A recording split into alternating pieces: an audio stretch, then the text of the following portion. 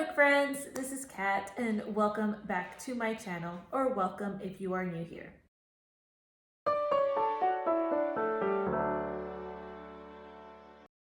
So for this video, I decided that I was going to do a tag, and it is the quarter year crisis tag, I believe is what it's called. I'm gonna check my notes.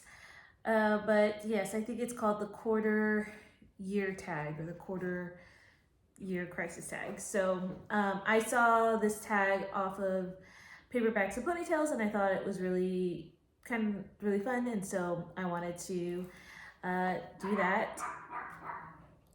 So there are 9 questions, and I have written them down, and I'll try to put that in the description as well if you wanted just to follow along. But we'll just jump right in. So question 1 says, how many books have I read thus far, or so far?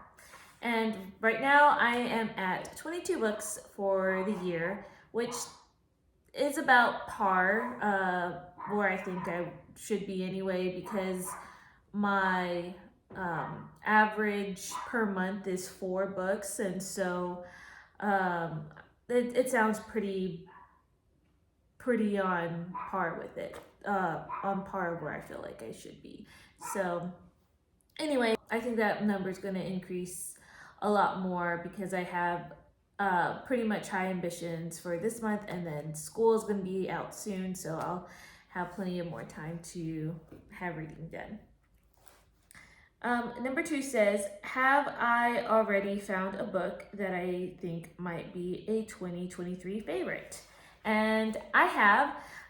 Within my journal, I keep track of my top books for the month, and so far, when I look back at it, I realize that out of these,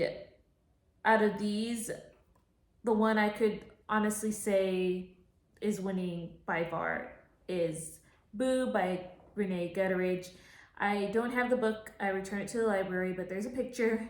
And if you have seen my wrap up of last month, I just raved a lot about this book. I thought it was very well written, with the characters and how the storyline, just how it flowed. I like a book that makes me think, especially if I can reflect about more so of just reflect about what it means to live the way that God intended us to live. At least like finding a deeper value, like Christian value or morals. And that book, it does talk a lot about like what it means to live out in that walk, in that faith walk, in like living the walk that Christ asks us to take up our cross for. So I just like how a book makes you think that way. So that is definitely one of my top favorites right now, and we'll see if it stays at the end of this year. Number 3 says, any 1-star books or least favorite book of the year. So I don't give books 1 stars. Honestly, I pretty much found what my certain tastes are, or what my hard no's are. And so for me, if there is a hard no, I DNF the book. If it's a lot of little things that do annoy me, I just do it case by case. Like it's like I would do like a strike system tally almost. But there was a couple of, well, I'm looking at my notes, there's like 3 DNFs so far, and if you followed my channel, you know I DNF'd Unbirthday by Liz Braswell, Homegoing by Yagazi, and We're Off by Dana Swartz. And they're all different reasons why I DNF'd them. Unbirthday was just, I didn't really enjoy the writing style, nor did I enjoy the story itself. The homegoing one, I think the final straw was a certain relationship in there that I just did not agree with. And a lot of that sexual content, I just did being described. It didn't go into too much detail, but it was still, I mean, it was uncomfortable to read. And that was another one. And the other book, And We're Off, had again another relationship that did not agree with the fantasy arts, I guess, describing that. And I think there was an allusion to a certain site on the computer that again I did not agree with. And that was like the first few pages. And to me, if a book says that in the first few pages, to me, I felt like it wasn't worth the risk to continue reading because I may see something else further down the line. So those were the reasons. But I know it says 1 star, so I had rated, my lowest rating was a 2.5, was my lowest rating so far this year. And that was 2 parts Sugar, 1 part Murder by Valerie Burns. And that, again, was in a vlog that I did, and it was a cozy mystery book that I found wasn't something that I enjoyed because of the, I felt like a lot of statements it was trying to make, and I was not really expecting those statements, I guess. I was reading the book because I wanted to enjoy a nice, easy mystery, cozy mystery, and I just felt like there was just a lot of different statements that were trying to be made throughout the book that diminished my enjoyment of it. So again, that might be different for, other people, about what maybe they don't find it too bothersome, but I guess in that moment when I was reading it, I just didn't enjoy it. So number 4 says most read genre so far, and this is a surprise because my most read genre was or is romance, and I don't find myself now at this stage in life reading a lot of romance. I typically gravitate towards historical fiction or nonfiction because I think that's that learning aspect that I really enjoy.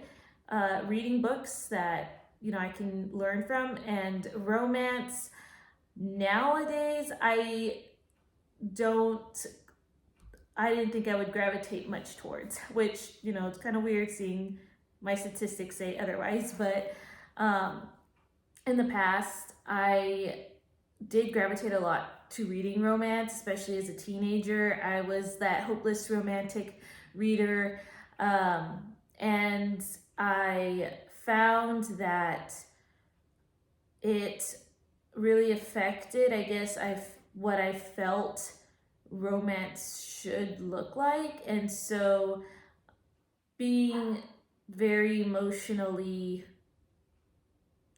involved in these books, I guess, and kind of using that as the idea of how it should look like, or that perfect person, how they should look like, really, I think affected just how I viewed relationships. So and that all I will say, like, I think a lot of it also has to do with how you grow up too, but I think that was a part of it. And so when I did get married and started to really look at what love truly meant, I personally decided that I was going to not read a lot of those romances. And that was a decision that I just made. And I tend to not try to read that. And when I do read romance, I try not to be so critical and see like, oh, this is isn't this person just the perfect guy? Or I like when both characters have issues and conflicts, but they're working it out, and they may not be the perfect people at the end, but like they are striving to continue their walk. And I think that's why Tessa Afshar books are a lot close, near and dear to my heart, because you see those raw characters. There is some romance, but they're continuously walking through what, the issues that they're going through, and it's all scripturally based, though. Like they look to God, or they look to God to be their source, to help them navigate through these conflicts and know how to truly love. So so anyway, I know that was a little spiel, but I am surprised that I got that. And my second highest was classics, which again surprised me, because classics are really something that I have to push myself to read. But I'm glad afterwards. Like right now, I am about 100 pages away from Little Women, like finishing it. And I don't want, when I stop reading it and try to pick it back up, it's really hard for me to want to. But then once I get into the rhythm after I read a chapter, I'm like, okay, now I'm getting back immersed into the book. So that's surprising, but I think a lot of it has to be, we're listening to the Chronicles of Narnia on audiobook, and so that is considered a classic, and so I think that has a lot to play with me having classics as my second highest like genre I'm reading so far. So a book that surprised me, and I have it here, is All That It Takes by Nicole Deese. This is a romance, and that, romance, again, surprised me. Second, there was a topic, actually like two topics in here that caught me off guard, and I didn't expect the book to talk about those. And honestly, those topics made it very interesting for me to like continue reading the book. I mean, I liked her first book, and this book I did like it, but I think I liked it a lot better because of the two, like I said, the two topics that were brought up in here that that I guess in a way, I think they might be buzzword topics, I guess, or buzz topics. And I didn't expect it from a sweet romance book, so to speak. And that surprised me. So I'm gonna have a lot more to say in my wrap up, but just knowing that this book did cover things that I didn't expect it to, and got down to, I guess, more of a serious level than I would have expected from a cute romance. So, all right, number 6 says, a book that comes out in 2023 already that you want to read but haven't yet. And this one I put down Dear Henry, Love Edith by Becca Kinzer. And I've heard great things about this book. I think it's adorable to know that this book has the two, I guess, lovers writing letters back and forth, thinking that they're different people, I guess. Well, from hearing from the book, it's two people living, I guess, within the same house, but I guess one lives upstairs, the other one's downstairs, or maybe it's like an apartment or something, but they're never really at home at the same time, and so each of them thinks they're an older person, and they write letters, leaving notes to each other, I guess, so the other one finds it during the time they're at home. So it just sounds adorable, and I've heard it was funny. So that one I am interested in reading. Number 7 says, one goal you made that you're succeeding at.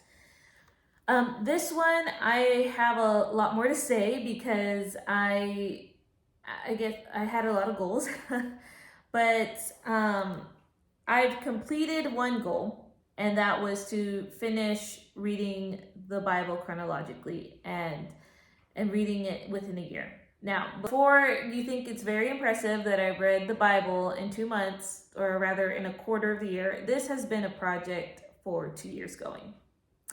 And I've been trying to read it chronologically for those 2 years. And not only reading it, but really kind of studying it in my study Bible, just reading the footnotes and like the key, like if they highlighted certain verses, reading what those verses, how to apply them. And so it's like a really, like, it's like a study Bible. So I decided to do that, and I was trying to finish it within the year, but it took me 2. But I finally finished it, and I am happy because that was a goal. And of course, I'm not done reading the Bible, but at least I've gotten through the whole thing chronologically, and just to see how the story all fits. And so that one's a yay. And currently, my other goals are, I will say that Chantel's challenge, Read Your Bookshelf challenge, I have been reading a book a month, like the months, and finishing it within the month. So I'm succeeding at that so far. I looked at my 5-star prediction list, and I am about 50% done with that. So at this rate, if I continue to read my 5-star books, I might have to make a second video for the second half of the year. And the last one that I have written is my A to Z challenge. I am about a little ahead of where I said I would be. So that is looking good. Number 8 says, one goal I made that I need to focus on. And I have 2. One is my 20 and 23 challenge. I'm not doing bad at that. I mean, I'm about on par, but I guess that is something that I want to focus a little bit more on. And then the 20 and 23 challenge is just 20 books I want to read in 2023. And my other goal was my filming schedule, and like balancing my personal life with the filming life and my reading life too. So balancing all around. That's what I also want to focus on. And being back at work I'm still trying to find that balance, but each week is different because I do also help take care and babysit my nephews from time to time, and those other little things within the church that I do volunteer my time for. It might look different weekly, so it's kind of a challenge, but I'm trying to embrace the art of pre-filming. The final one says, new to me booktuber for 2023 that I would recommend. And being that I've been on YouTube, I would say about almost 6 months, I honestly cannot remember who all that I just started following in 2023. So I'm just gonna name the ones since I've actually started Booktube. Of course, Paperback and Ponytails, I do remember that she was the one that I was one of the first ones I started seeing on Booktube, and actually was very encouraged to start my own channel. So I don't know if she knows that, but I'm sure she'll see this. So yes, Katie, you were one of the ones that really helped inspire me to join Booktube, and thank you for that. Another one that I do remember that I followed previously. I mean, Oshina was another one. I don't know if she's doing books, but she's now transitioned to doing more Christian living, or more of just like helping understand Christian uh, topics and prayer and encouragement. And so that's, I think it's Arnold the Praying Penguin, and I will link her down below. But Jenny is her name, and I originally saw her through her TBR game, and she has really changed the channel in terms of like Christian topics and prayer. And so if that is something that interests you, like, you can check out her. Another booktuber that I do watch is Sandra at the Sandra Pages.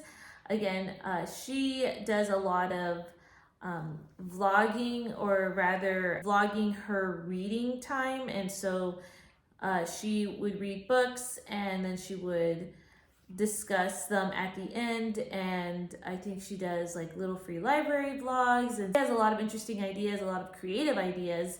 If you like creativity, if you like just different fun ideas, Sandra is one that I would recommend for that. Yeah, she's sweet. So other people that I've written here. Hey, Kat, just popping back in here. I realized that I have missed 2 booktubers, and I'm probably going to be finding people as I have the time to just sit down and remember. But I do want to say Bethany Brings Books. That's one person that I know that I found, I think, towards the beginning of this year, and that was through the readathon she was hosting with Katie. Paperbacks and Ponytail. And again, I have been watching a few videos here and there. So Bethany Brings Books is one of those that I just started to follow, and I'm still trying to see the genres that she normally picks, but I do enjoy watching her videos. And another one is Wondering with Stacy. And again, I think we are pretty much similar as far as like our love for historical fiction books. But I know that she does like Christian fiction, and she does this thing where she watches a Christian film. I think it's just Christian films, but then she reviews them on her channel. And so that's pretty cool too. So if you want some wholesome movies or just reviews over a Christian film, like, go check out her channel. And I think that's all that I have for right now. I really liked what Katie did the other day with her video, where she highlights all these booktubers, and I thought that's really awesome. And I mean, I'm going to try to shout out a few of the booktubers as time goes on, and if they didn't make it in this video, then hopefully I will have them in a future video. But anyway, popping back out. All Things Booked is another one that I think is just new this year, or rather I've just heard buzz around her. Tales and Treats with Tay is another one that I've just recently just started checking over her videos.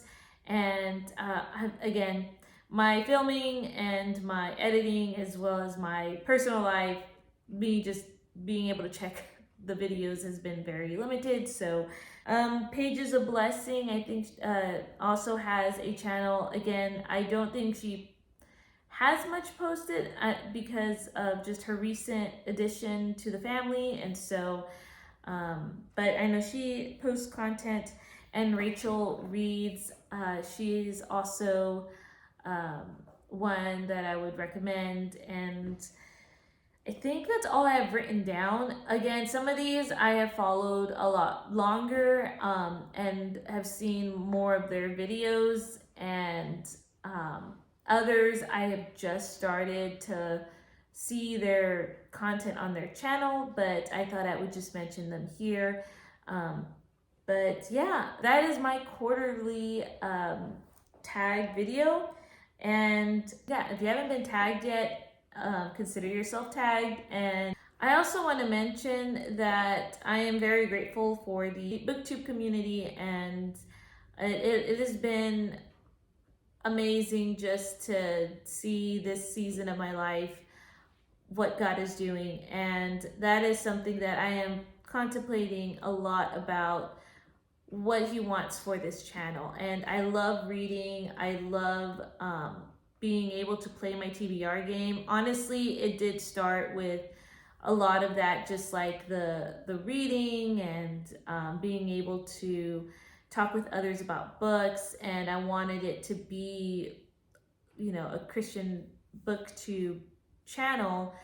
But as far as like the identity of this channel, I just cannot wait to see what God is going to use it for. I really do want to use this platform for what God is using for the season, and I just can't wait to see that. But I also enjoy reading books and wanting to share that joy and being able to review things, especially for those who are looking for good, solid books. This is going to be used for God's glory. And so have a great weekend, and I will see you in the next video. Bye, guys.